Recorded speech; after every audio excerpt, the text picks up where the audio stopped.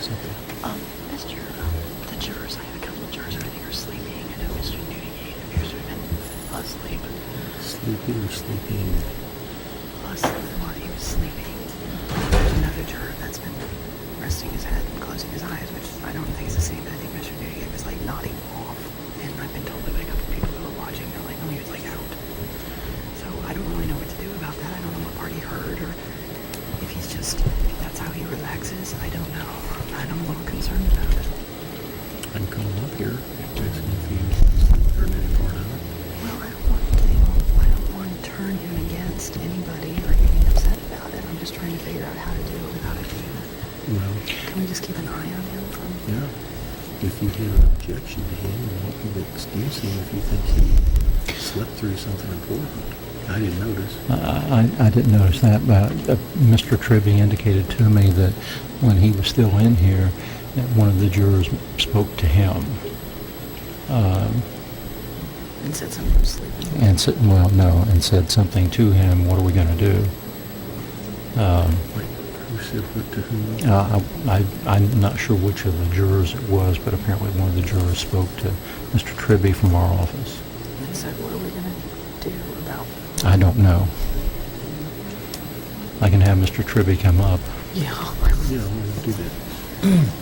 Mr. Tribby, could I have you come up for a second, please? Yes, sir.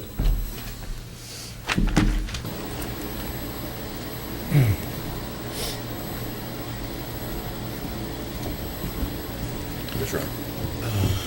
What happened? You swear for the testimony about to give you the truth, whole truth, and nothing but the truth. Yes, sir. All right. Mr. Aikman indicated one of the jurors made a comment to you, something like, what are we going to do? As I was seated at the table, one of the jurors walked in, Mr. Reitz, as a matter of fact, looked at me and says, what are we going to do with him, Bob? And I looked at him and put my finger to my mouth and said like this and turned around and walked out. About what? I don't know. But he said, what are we going to do with him? No, he said, what are we going to do about him, Bob? About him. About him. And he Him. called you Bob? Yes. That, with regard to the sleeping juror, what do you think? I'm sorry, sir? With regard to the sleeping juror, or do you know? I don't know. I don't know what he was asking, but I didn't want to have any conversation with him, He's not near the sleeping juror. Well, I'm going to object to him. I'm going to want to start. I mean, first, I asked people if they knew anyone. If he was comfortable calling him Bob, that bothers me. There's very few people on that jury panel or anybody that was in the courtroom today that I haven't had some kind of a contact with them in the 30 years I've been in this business. I know, but I wouldn't feel comfortable coming up to you and saying that. I mean, that would, and then like, if he was saying, what are we going to do about him, Bob? It's like, and he's sitting with the prosecution? Yeah, well, that's what I'm there, so. yeah, when I have him come up and ask him, that way neither one of you is going. Okay. Which one was it? That's Mr. Reitz. He's the one, Mr. Reitz is the one who said that to him, and Mr. Newdigate is the one I think is sleeping.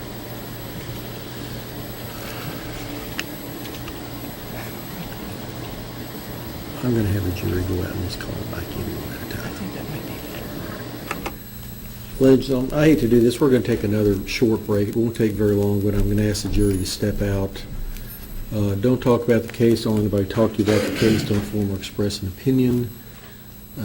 Don't discuss it among yourselves. If anybody does attempt to talk to you about the case, please let me know. If I can have you all step out for just a minute. Back here.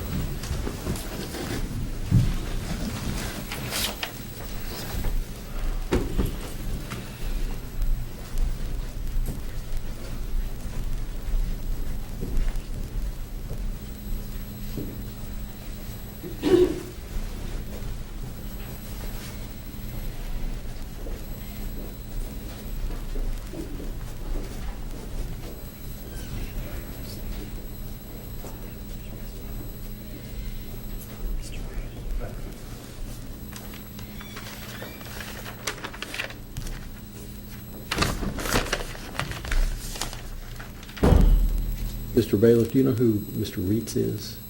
Which one that is? He's wearing the flannel shirt. Flannel shirt? Could you have him come in for a second, please? Try to be unobtrusive about it.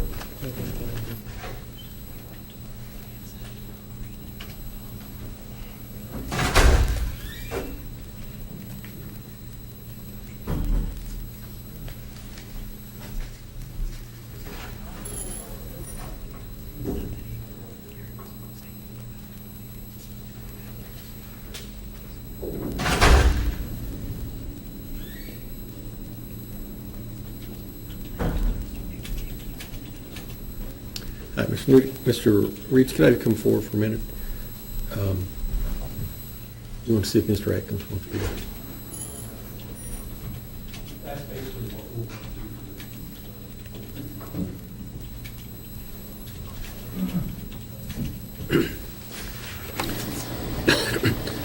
Mr. Reeds, one of the people in the audience had observed either during a break or someone walking past Mr. Tribby and saying something to him. Do you remember what you said to him Not really. or what it was about?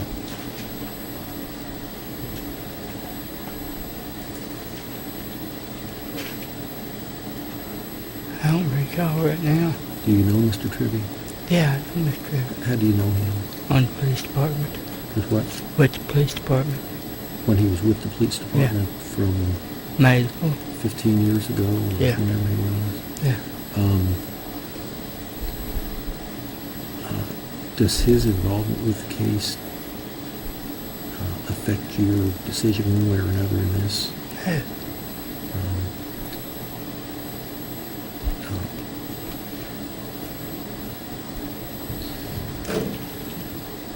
Have you ever socialized with Mr. Tribby? No, sir. Ever go to his house or him to your house?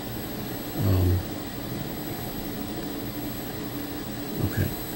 There was something that somebody thought you said about something like, what are we going to do with him? Or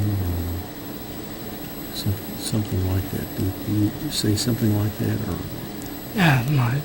what did you mean when you said that? I didn't mean nothing. I just make the point, Mr. Trevor.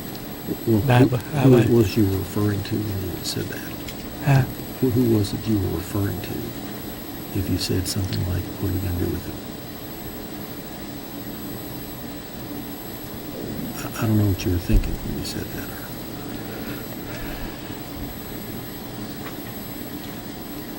I mean, was something, do you recall saying that to him or making some kind of comment? That's about what it was, comment. Okay, I mean, what was it in regard to it? I don't know what. See, it's one of the problems when we interact with anybody involved in the case that if somebody sees it, they think you all are in cahoots and so on and so forth. Oh, Have yeah. you spoken to Mr. Tribby about this case at all? Have you made your mind up in this case? No, sir. Do you remember making some kind of a comment like that to him? Yes. And what was in your mind when you said that? I had no idea, Judge. I brought it out. I'm sorry. I just said, Mr. Trevor, I didn't mean that bad. Well, you're not in any trouble for it.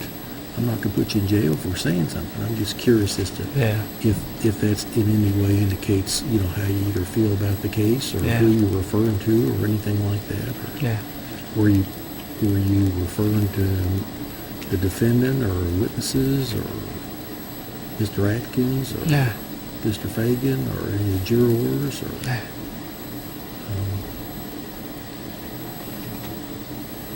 Were you referring to the defendant? I had a little bit against that before the trying. Okay. And, all right. Let me have you step over there to the jury box for just a minute. Could I have you over there, please?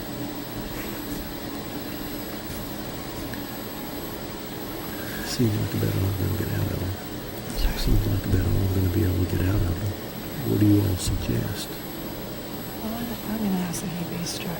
I have a couple of concerns. One is, if he really doesn't actually know that, then I have a competency issue. But I think he did. I think he was talking to Bob, and he said, "What do you think we're going to do with him?" And Bob's on the prosecution side. I think it would hurt.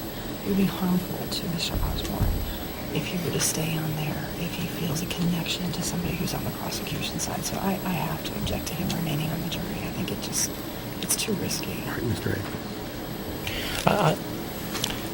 I don't know anything about this gentleman, but a lot of times I've come across people that will make short comments, and not necessarily because they mean what the words are that says, but in order just to ingratiate themselves with one side or another. I see it all the time in politics. Just because somebody says that they may be for you or the like doesn't necessarily mean anything.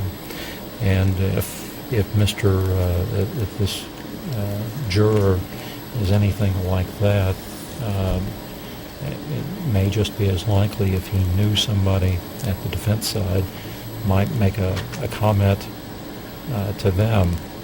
So I don't know, Your Honor.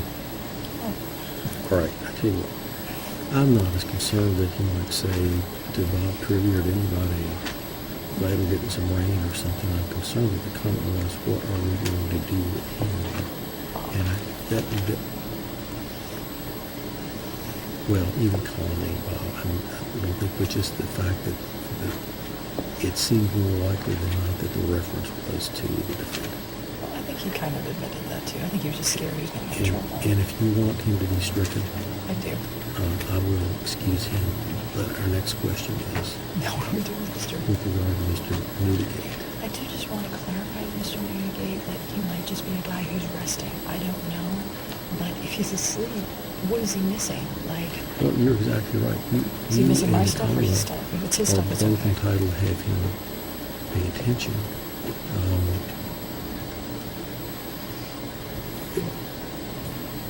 Although my experience with the jurors, among all the jurors, they come up with everything that's said and sometimes a whole lot more. I mean, you can catch them up in closing, I guess.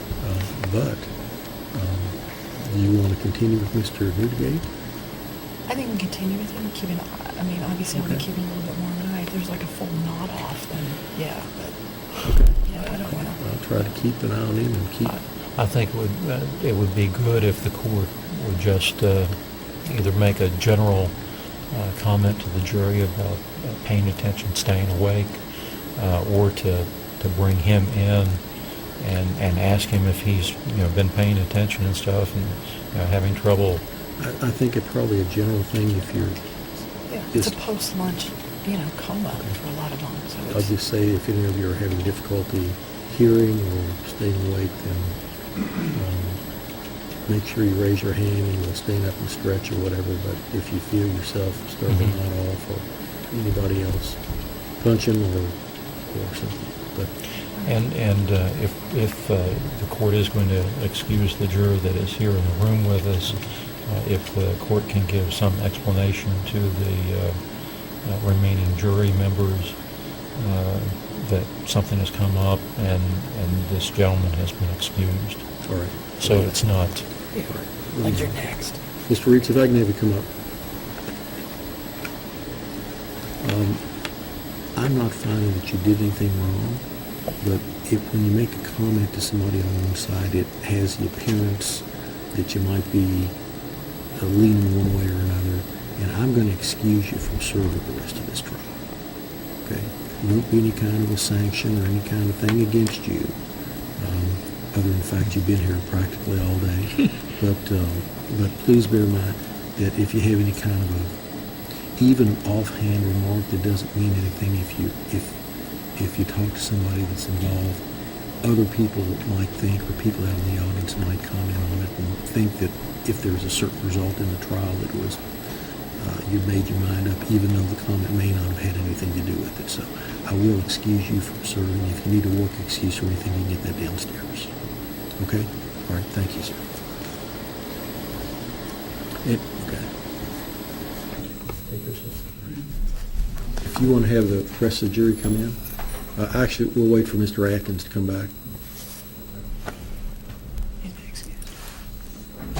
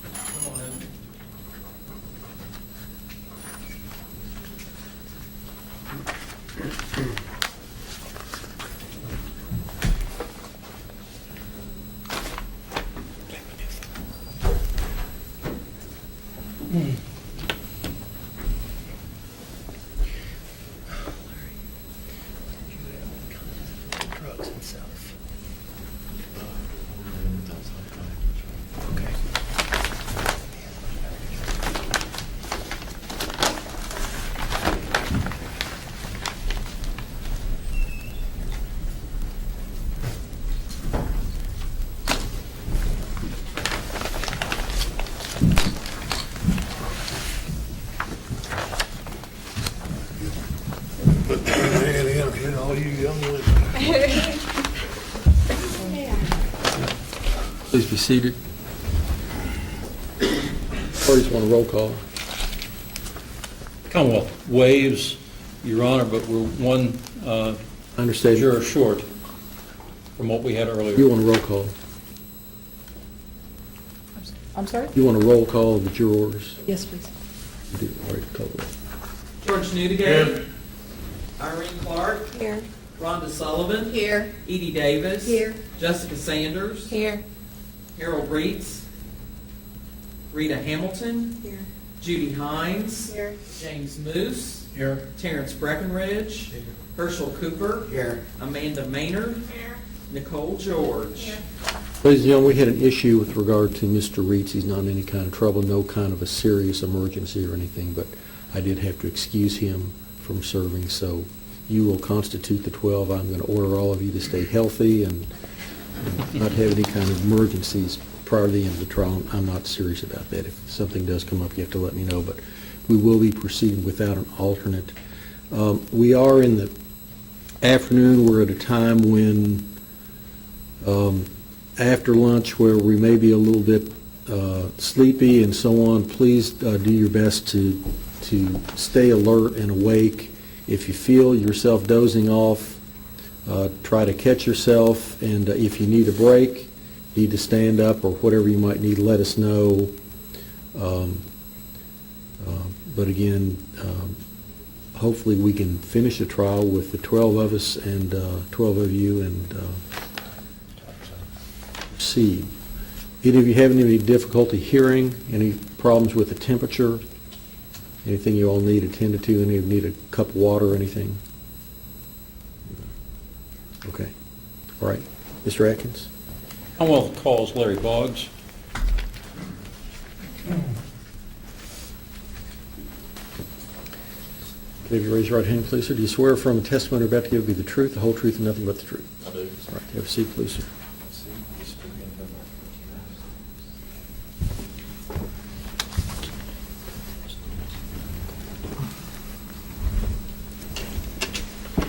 Hello, sir. Would you state your name, where you work at, and what you do? My name's Larry Boggs, Jr. I'm the laboratory supervisor at the Kentucky State Police Eastern Regional Laboratory, which is located in Ashland, Kentucky. Along with being a laboratory supervisor, I'm also a drug chemist, a clandestine laboratory chemist, toxicologist, and also do crime scenes. Lots of different hats. Yes. Okay. And what kind of educational background do you have that qualifies you for those roles? I have a Bachelor of Science degree in chemistry from the University of Kentucky. Before coming on with the state police, I worked for approximately about 2.5 years in different environmental labs doing testing on air samples, soil samples, and water samples in the state of Kentucky. I came on with the Kentucky State Police in 1997, November 1st, and where I completed toxicology training on blood alcohol analysis. Also completed marijuana identification training, the controlled substance training, and clandestine laboratory training within the state police. I've attended several trainings outside the laboratory throughout the country. Received a week training on blood toxicology work at Indiana University. I've been for a week at the DEA Special Testing Laboratory in Washington, D.C., where I got to work with some of their top chemists. And I've also been for 2 weeks at Quantico at the FBI special testing facility, where I actually got to do some training there. So. Okay. And how long have you been a supervisor at the Eastern Lab? Since September of 2005. Okay. And was there a person that worked at your lab by the name of Jody Bailey? Yes, sir. And do you remember approximately when she worked there? She came on approximately probably 2004, 2003, somewhere around there, and worked until it's probably 2008 or 9, I think. Okay. And do you know where she is, why she left the Kentucky State Police Crime Lab? She when she going through schooling at Marshall University, she actually had an emphasis in DNA analysis, and being originally from South Point, Ohio, our laboratory was fairly close, and that was an opportunity for her to get into forensic work after she graduated, and so she hired on and trained into drug analysis, and then when an opportunity came up in Florida for her to go down and actually work in DNA, she took the opportunity and left. So. And I understand it's with the Dade County Sheriff's Office and the forensic lab there. Yes. Okay.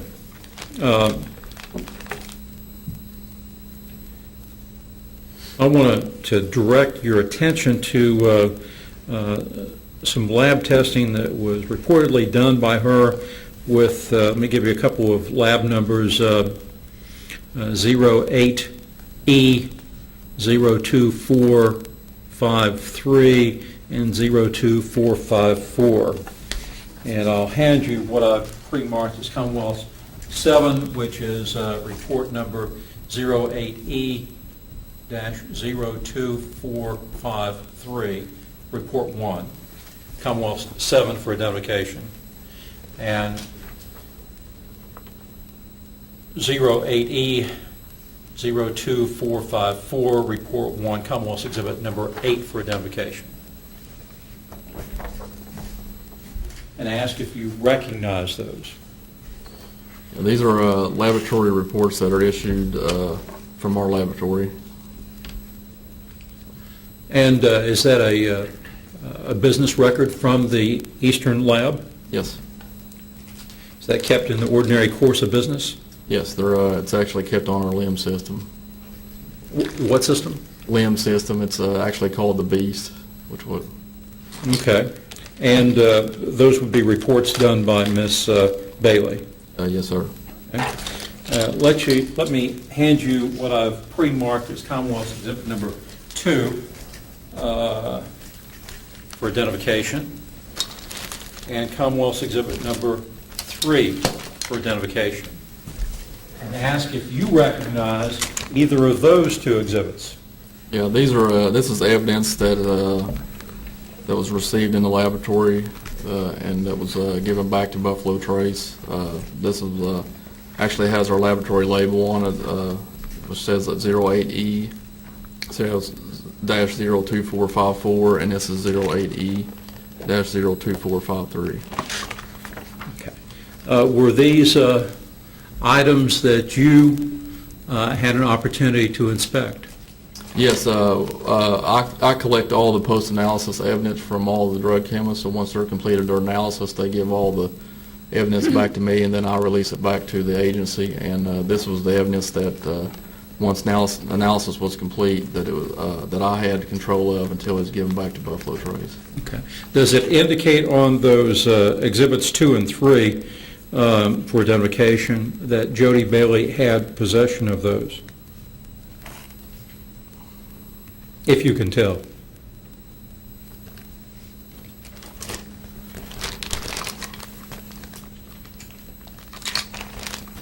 It appears there's some evidence that has actually evidence tape that has her initials on it, JB, and there's also some sample vials that actually has her lab number and her initials on it. Okay. Let me ask you some questions about that. Let me see which exhibit it is. Commonwealth's exhibit number 3. It appears to be a pill cutter. Yes. It has a number of vials therein. Can you tell what those are? With the vials? Yes, sir. These are sample vials. Whenever we do a residue, whenever we do any type of analysis on a drug analysis, we have to leave enough for it to be retested, if the defense or somebody wants it, or anybody wants it to have to be retested. So like if we do appeal, we have to at least leave half of the tablet. In this case, it was a residue, so when there's a chance that there might not be any left on the actual item that we rinsed, we have to submit our sample balls back in it so that those can be retested. Okay. And can you explain to the jury how, what the process is on like a pill cutter in collecting evidence off of it? Basically, on any type of residue, you will rinse it with a solvent, which is typically methanol. Collect that, rinse, and then we'll usually use two different type of chemical analysis. The first one being gas chromatography, mass spectrometry, that will confirm any substance that might be in the mixture or the residue, and then we also back that up with a second test, which is usually just a gas chromatograph that we use a retention time match with a known standard. Okay. What does that mean in lay terms? Basically, mass spectrometry, it's a technique that will actually, comes in, the instrumentation's in two parts. It has a gas chromatograph and it has a mass spectrometer. The gas chromatograph part is actually, its job is to separate different components in a mixture. So if there's 3 or 4 different types of drugs in a certain residue or in a certain pill or something, that we're able to get them separated.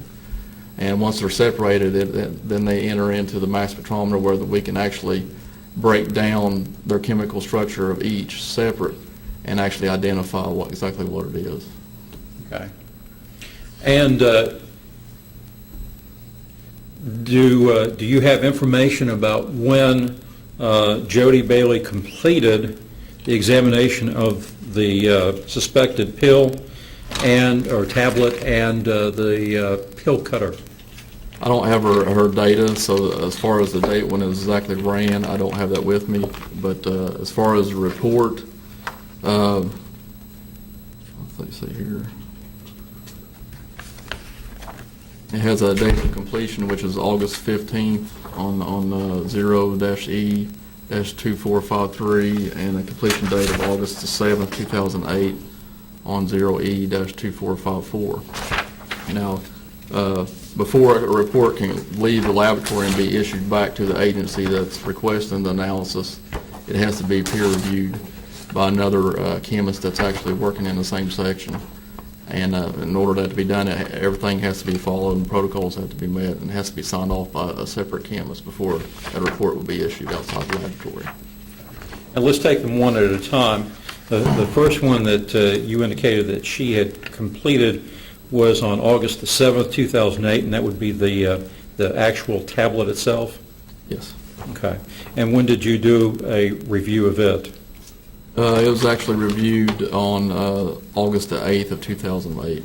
1 day later? Yes. Okay. And on the blue pill cutter,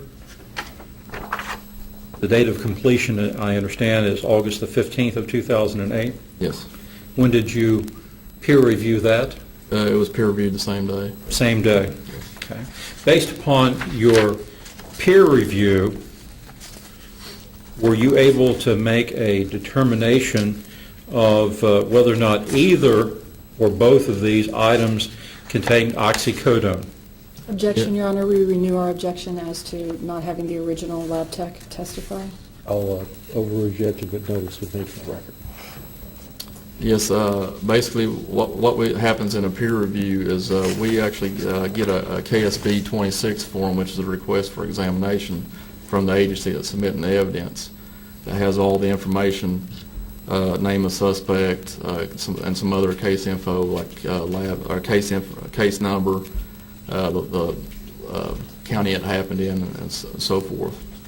And basically during the peer review, what a peer reviewer will do, well, they'll actually look at those sheets that were submitted by the agency to make sure all the information's in the LIMS system correctly, and all the date and time. The chain of custody of the evidence is all kept within protocols, and that the supporting data that the analysts ran actually confirms their results on the report. That they would have contained oxycodone? Yes, Both of these items? yes. Okay. And can you state, did you observe her conduct the testing? No. Okay. Can you state whether or not the testing had been properly conducted? As far as protocols were followed, the tests that were completed or done by the analyst was completed within protocols, and then the results that was found matched on the data, matched the data that she reported on the reports. Okay. And it is within the regular practice for the Kentucky State Police to keep such records? Yes. Okay. Now, with regard to retesting of the pill, the tablet, were you a part of that? Actually, I received the evidence back from Matt Cross after his analysis. Okay. Was Matt Cross at the Eastern Lab at that time? Yes, sir. Okay. And did you review that? I'm not for sure if I reviewed those or not. But you received it back from Matt Cross, and what did you do with the tablet at that point? They were stored into a locker that I only have access to until a later date and time, on which was July 7th of 2009 at 12:38. They released back to Tim Fagan. Okay. So you had the pill that you'd received from Tim Fagan back in '08. That pill had been returned back to Tim Fagan at the task force and then resubmitted in '09. It was resubmitted, yes, in '09, February the 9th of 2009. When it was resubmitted, it was provided to Matt Cross? Yes. And when you received it back from Matt Cross, you returned that tablet or remnants of the tablet back to Agent Fagan? Yes. Okay. With regard to the pill cutter, it was requested to be retested. Yes. When did it receive back? Was it received back? At the lab? Actually, it was completed a week after Mr. Fagan actually picked up evidence, so it was actually still at the laboratory when it was requested for a reanalysis. So I grabbed it out of the locker and returned it back to Matt Cross so he could do his analysis. Okay. So with the pill cutter, if I understand this, Agent Fagan provided it to the lab. Yes. You all kept custody of it, and even at the point when it was requested to be retested, you all still had it. Yes. You turned it over to Matt Cross for testing, and then got it back from Matt Cross, Yes. and then returned it to Agent Fagan. Yes. Okay. Now,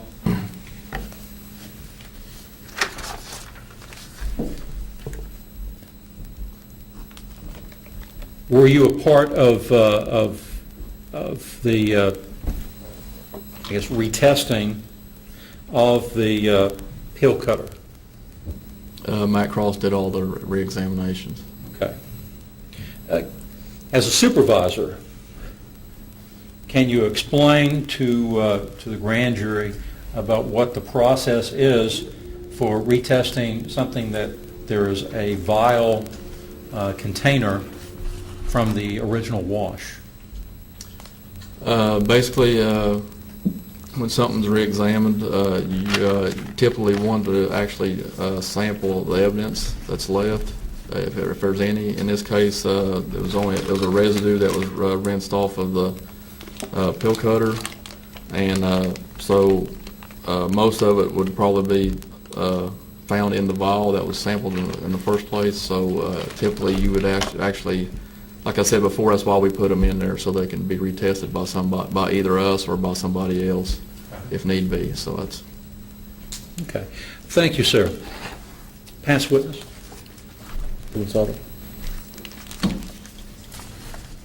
Mr. Boggs, can you give us any opinion as to any difference between these two substances, the pill versus the residue?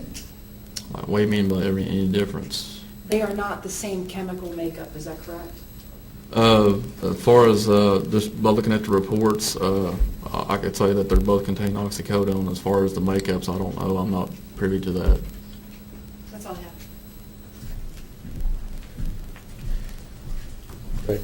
Boggs, have you gone through the mass spectrometer or other readings on the pill cutter to ascertain whether or not they contain the same elements?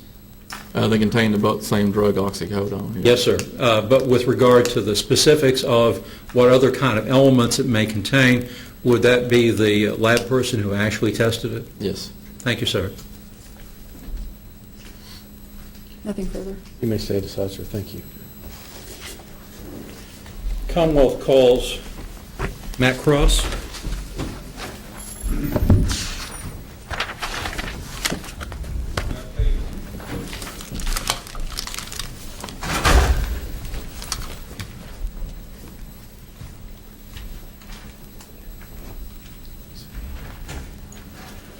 Your Honor, we have no objection to Mr. Boggs being released. No objection. Go back to the lab. You're free to go, sir. Thank you. Did all the items that were shown to him, have those stayed in here? I just want to confirm that all the items he had have been, They're still here, I believe, Your Honor. I just want to confirm that. Yes, Your Honor.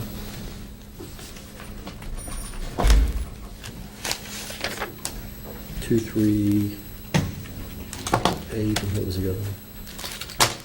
2 and 3 for identification, and 7 and 8 for identification.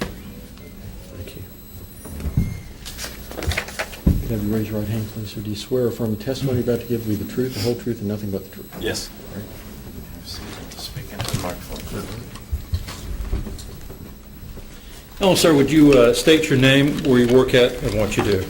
My name is Matt Cross, and I work for the Kentucky State Police. I'm currently at the Central Forensic Laboratory in Frankfort.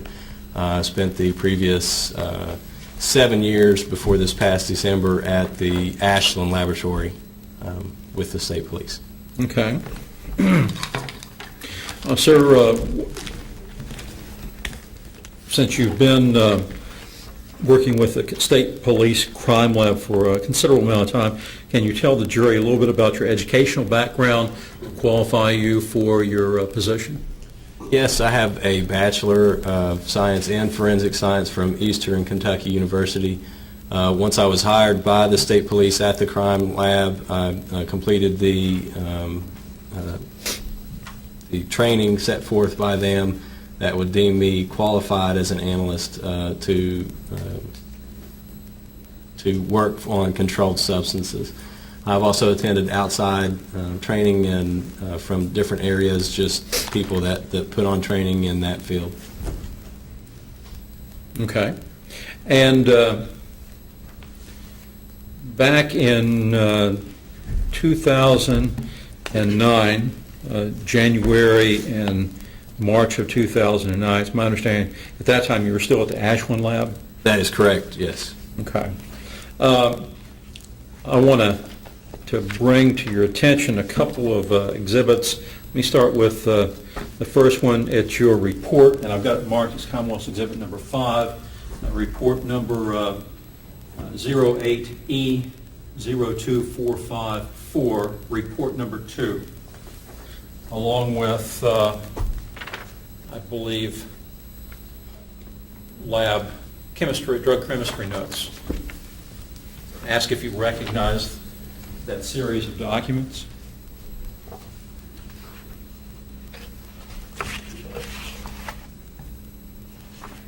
Yes, I do. Okay.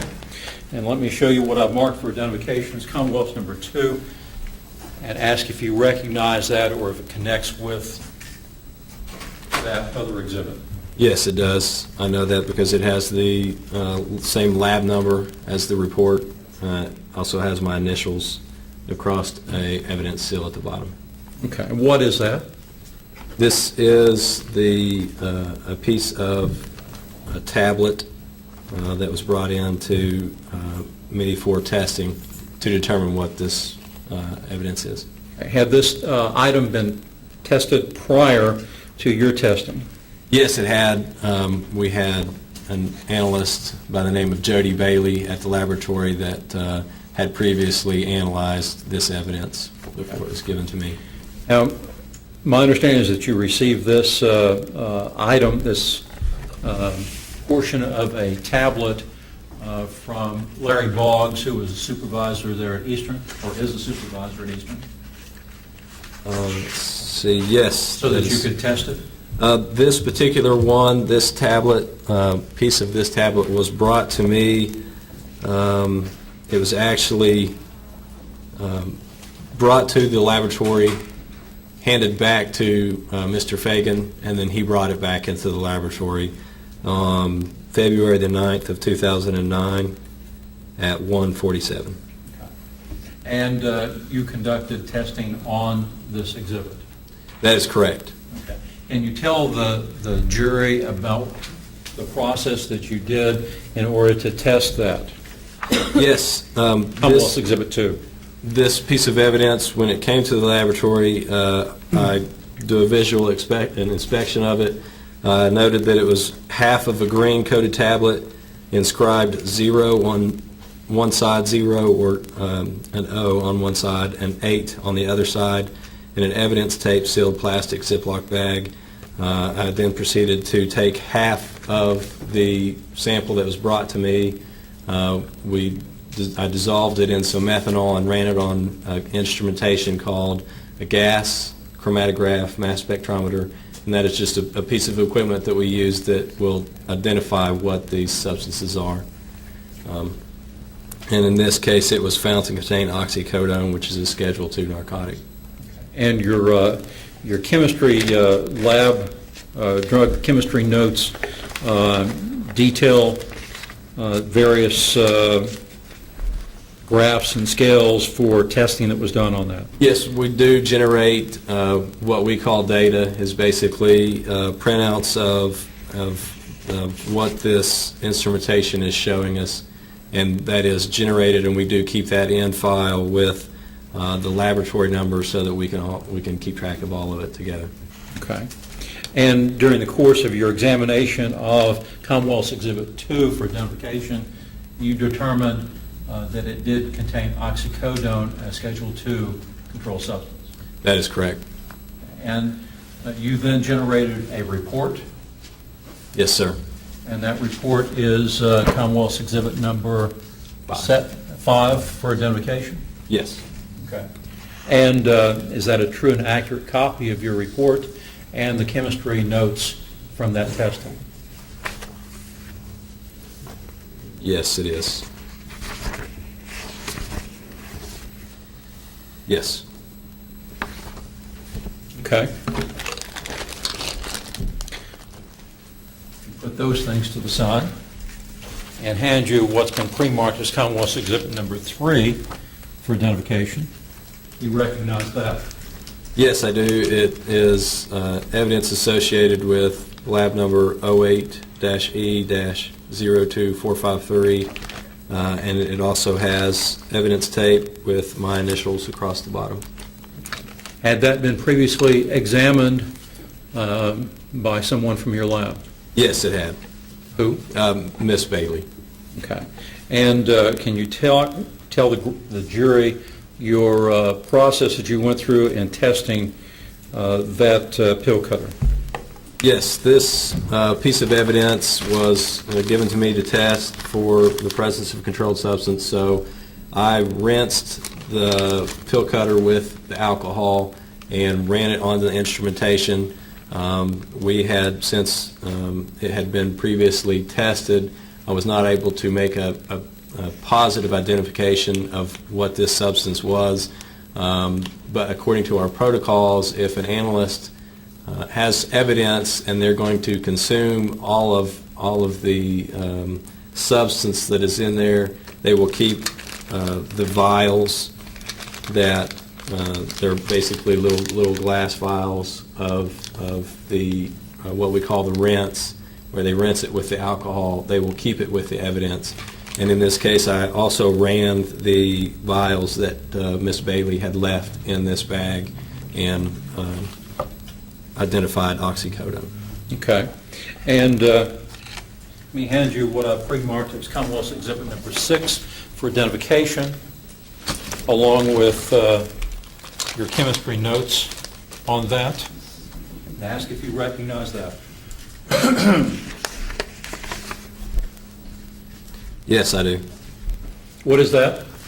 This is the report that was generated with, in association with the laboratory number 08-E-02453, along with the notes that were generated also. Okay, and does that fairly and accurately depict the information that is contained therein? Yes. And your conclusion? That this evidence labeled as a blue plastic pill cutter was found to contain oxycodone, a Schedule II narcotic. We would object, Your Honor, not the original lab tech. All right, I'll note your objection overruled. Now, sir, let me, and Your Honor, I'm going to ask for admission of Commonwealth's Exhibit Number 9, which is a patient history report from Rite Aid. By prior stipulation, it was agreed that this would be admissible. Have you seen that? All right, without objection. Okay. Sir, let me show you Commonwealth's Exhibit Number 9 that's been admitted, dealing with a prescription for oxycodone. I think it's APC? Oxycodone with AP. APAP. Not familiar with a lot of this terminology. What is that, if you know? APAP is just a generic term for acetaminophen. Instead of having to write out acetaminophen, they use APAP. Okay. And based upon this report from Rite Aid, apparently Mr. Osborne, the defendant, received a Objection, prescription. leading the witness. Can you tell from this report, the second item dealing with oxycodone APAP, when that was filled? It has the date of instruction as June the 6th of 2008, and it looks like it was prescribed by a James Adams. Does it indicate how many day supply that is? It indicates 2 days. 2 days. And it was filled on what date? June the 6th of 2008. Okay. 2-day supply, which would have ended? June the 8th. Okay. And oxycodone APAP. I'd like, if you can, tell us, based upon your examination that you did of the either the pill cutter or the actual pill itself, did they contain acetaminophen? The data that is generated does not show that acetaminophen was present. The tablet was, in my opinion, through seeing the evidence that had come through the laboratory, a numerous amount of these tablets does not contain acetaminophen, and that was not found in the data that was generated. And also with the pill cutter, there was no acetaminophen that was seen with this data that was generated. In typical case, if acetaminophen is part of this substance, it will show up on the data from the instrumentation. And it did not in this? That is correct. That you tested? Thank you, sir. Past witness?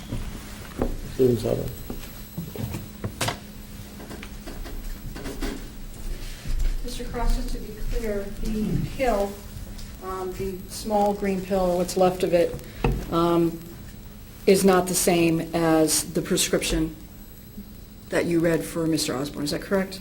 Yes, that is correct. They would not, the prescription would not match that type of pill. So it's fair to say that that pill is not from that prescription? Yes, that is fair to say. And let's talk about the residue. How much did that weigh?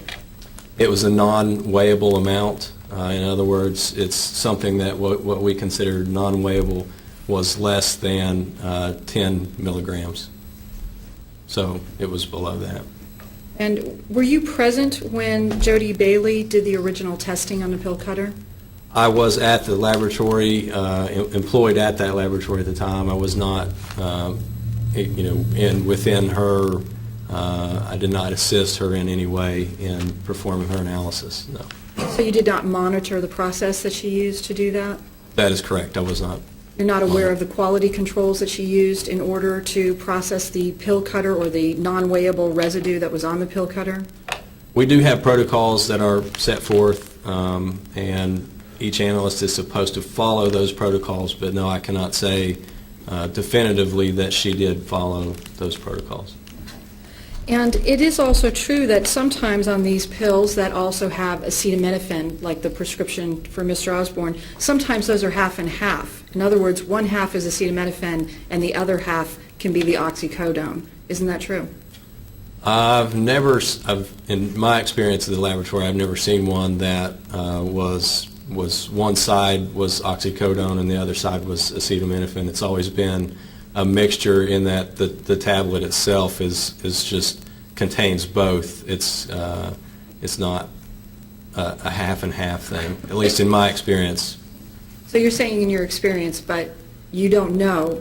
Yes, I couldn't say that there doesn't exist a tablet that is made that way, but I have never seen one at the laboratory. But you can't rule out that that's how they're made. Yes, I cannot say that one does not exist that way. And how old was the residue on the pill cutter? There is no way to determine the age of the residue. That's all I have. Thank you. Seconds. I don't have any further questions of the witness. Right. Need this witness any further? No, Your Honor, he can, he's free to go back to the lab and What was that? examine more things. Mr. Gretchen, thank you. Thank you for coming, Matt. Yes.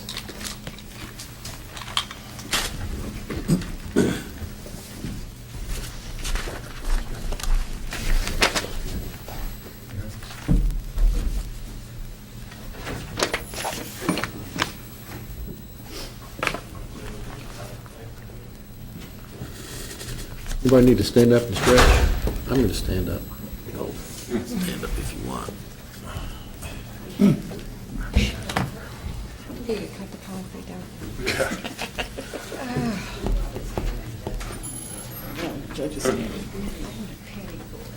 Ready for?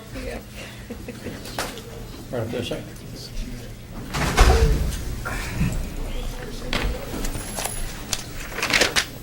Have you raise your right hand, please? Do you swear affirm the testimony you're about to give will be the truth, the whole truth, and nothing but the truth? I swear.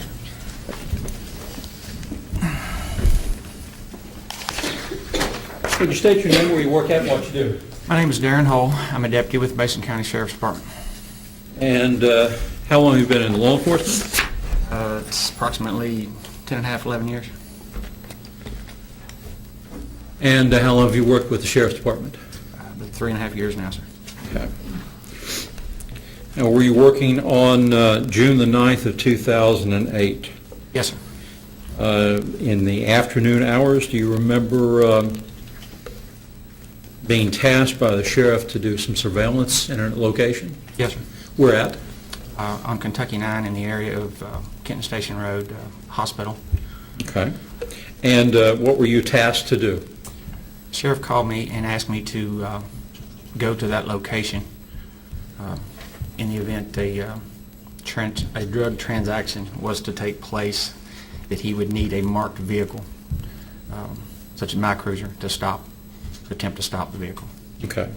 And were you alerted that there was such a vehicle that you were asked to attempt to make a traffic stop? Yes, sir. Do you remember what kind of vehicle it was? It was a Dodge pickup, maroon. Okay. It was a four-wheel drive. I can't recall if it was extended cab or a crew cab, but it was a... And where did you observe this vehicle at? I first observed the vehicle on Kenton Station Road. And was it identified for you by the sheriff? Yes, sir. And after you observed it, what did you do? After the vehicle pulled on Kentucky 9, I had changed locations several times in the minutes prior to that, one direction, south or northbound, stopping, moving. I positioned myself on the northbound shoulder of Kentucky 9 in the area of the National Guard Armory and waited for that vehicle to approach. And did it? Yes, sir. And what did you do when you saw the vehicle approach? I was monitoring the speed of the vehicles. And when that vehicle approached, I identified it as the one that the sheriff had identified to me on numerous phone calls prior to that. I initiated my lights and made a traffic stop on that vehicle on Kentucky 9. For what? The stop that I made was for speeding. Okay. And what is the posted speed limit through that area? It is 55. And was what speed was this vehicle traveling at? I observed that vehicle at 58. Okay. So you made a traffic stop. Yes, sir. And did you approach the vehicle upon the stop?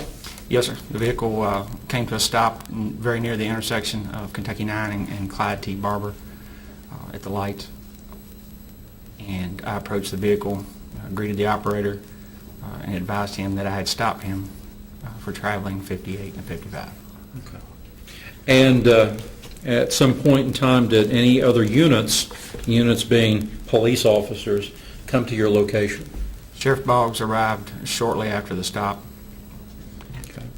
Had you completed either given a ticket or a courtesy notice or something? No, sir, not at that time. It was Okay. it was fairly shortly after the stop that he arrived there.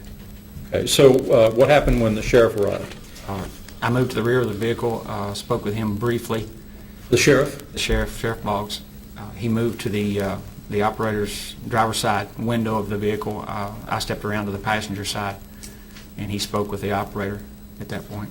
Was there a passenger in the vehicle? There was a female passenger in the vehicle. Do you know who that was? I do not, sir. I do not recall her name. Do you have any contact with this young lady? I assume young lady. Minimal. Yes, sir. Okay. Did you have any further contact with the driver of the vehicle? During the course of the stop, in the time that we were on the shoulder, yes, sir, I did have. What kind of contact did you have with him? There was a search of the vehicle. The sheriff asked for consent to search, and there was a search of the vehicle. Did you conduct that search? Agent Fagan showed up shortly, I believe, after consent was given to the sheriff. I did participate in the search of that vehicle. Okay. On the passenger side. Can you tell us what you did in participation of that search? I recall looking through the rear, so I can't recall whether it was an extended cab or a crew cab, but it was an extra cab. There was space behind the seats where there was tools to be associated with shoeing horses, and I was looking through some of those things. Actually looking through those items? Yes, sir. Moving Okay. around. In the vehicle? Yes, sir. Okay. Did you observe or locate any sort of drugs or contraband evidence or things? I don't believe I did. No, sir. I Okay. don't recall doing that. Did you have any further involvement at that traffic stop? Yes, sir. What? I cited the operator of the vehicle failure to notify DOT of address change. He had an Ohio operator's license and an address in Kentucky. I believe I wrote him a warning for the speed, a written warning. He was in the rear of my patrol car for some time following while I wrote my citation, and I believe while Agent Fagan wrote one. Okay. So basically your involvement was making a traffic stop, some initial contact with the driver, minimal contact with the passenger, assisted in searching the back area of the cab Yes, sir. area, and at some point you had him in the back of your cruiser. Yes, sir. Okay.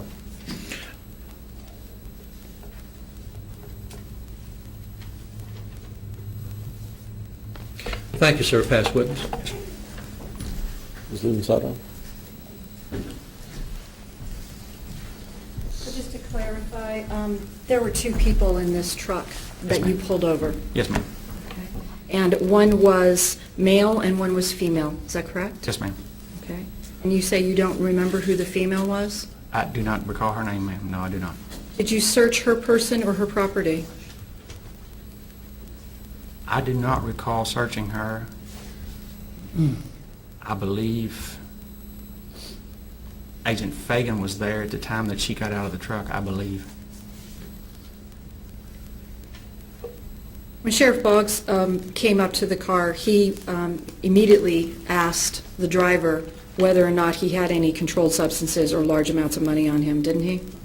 I do not recall the conversation, as is standard procedure for us on a traffic stop. If one officer or deputy moves to the operator's side, the other shall assist on the passenger side. You had been asked to stop this vehicle, correct, by, Yes, ma'am. was it Sheriff Boggs who asked you to stop it? Yes, ma'am. And he was getting his orders to stop it from Agent Fagan, is that correct? I don't know who he was talking to. I can only advise that he was in communication with the task force, and as information was passed to him, he would call me. There were multiple calls during that time, up to the time the stop was made. Did you stop anyone else that day? I don't recall. It was a regular work day for me. Do you know if there were other individuals as a result of the task force investigation who were stopped on the AA?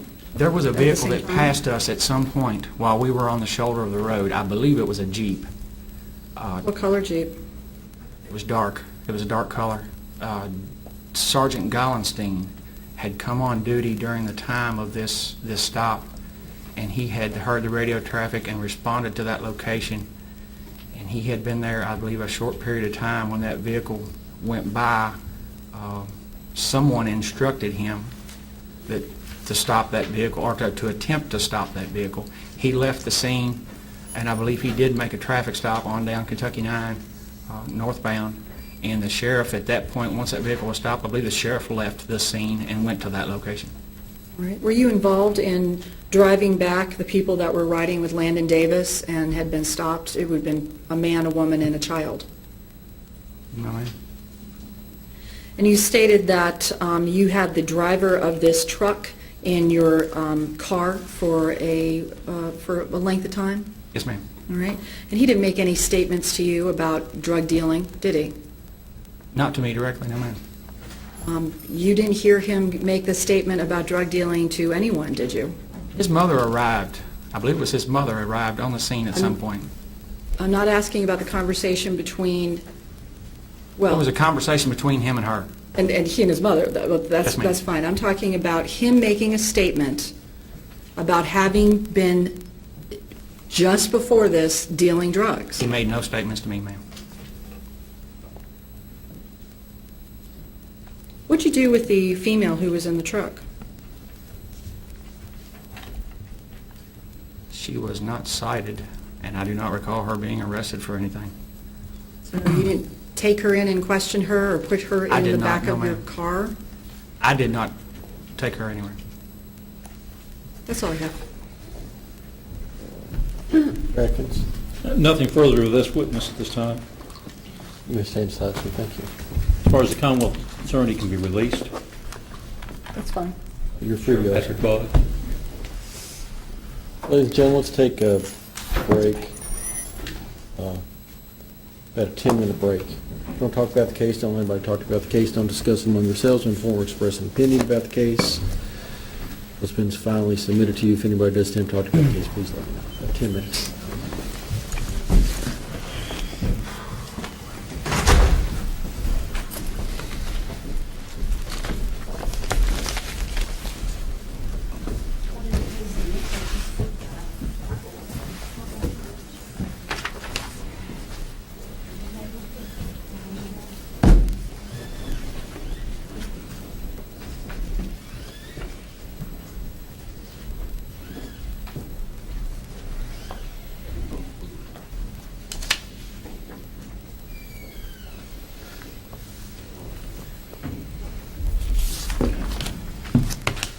If I can get some idea about how long we might go today or how many more we have, just to kind of plan and be thinking about what we're going to do with the jury.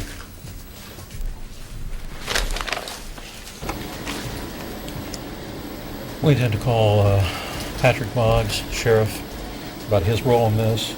We would then anticipate calling Agent Tim Fagan to wrap up the case with him.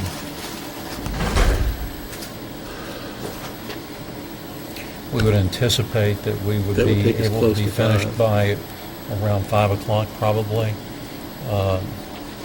Finish up tomorrow with any defense witnesses or the like, and if not, then closings tomorrow. What's your thought?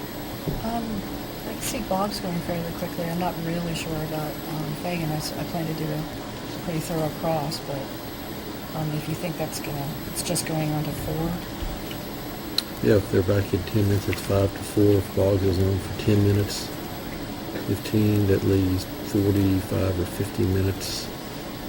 It'd be cutting close.